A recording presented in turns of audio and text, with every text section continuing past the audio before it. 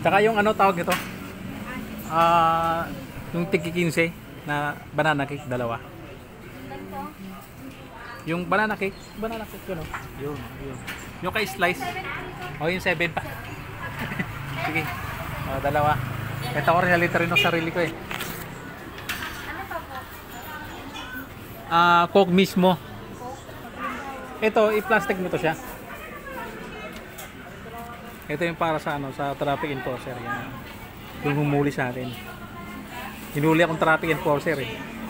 Pero pinatawad niya ako kaya ito. Ito kakainin ko to. Pamirinday natin siya, kawawa naman, bibilad.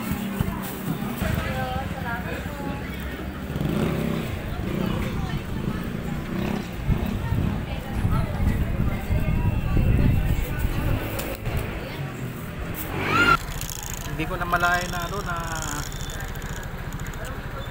pula na pala. Paka-red na pala yung ilaw dun sa may Libertad, may stoplight. So ano iniisip ko nun,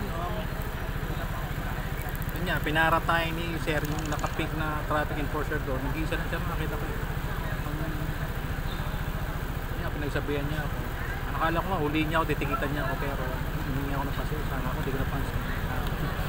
May iniisip lang ako. Kami sa akin na huwag daw ulitin yun ulit. Kasi ma-accident ako. Pinalis na ako. So, yung bike niya sana, kasi kung iba-ibang traffic enforcer yun, malamang natikitan na naman ako. Kaya ito, bumili tayo ng merenda o kahit soft drinks lang, isang piraso ng tinapay. Pamirinday natin siya. Papasalamat. Handa ng pasalamat sa pinatawag niya tayo. Paano natin? Dito yung si sir eh. Ayun si sir oh. Ayan, siya yung traffic enforcer na kumaro sa atin. Pero pinatawag niya rin. Sir! Birenta ka muna sir! Birenta ka muna! Salamat din ha! Ayun si sir oh. Salamat po ha. Mag-iingat. Pero idol.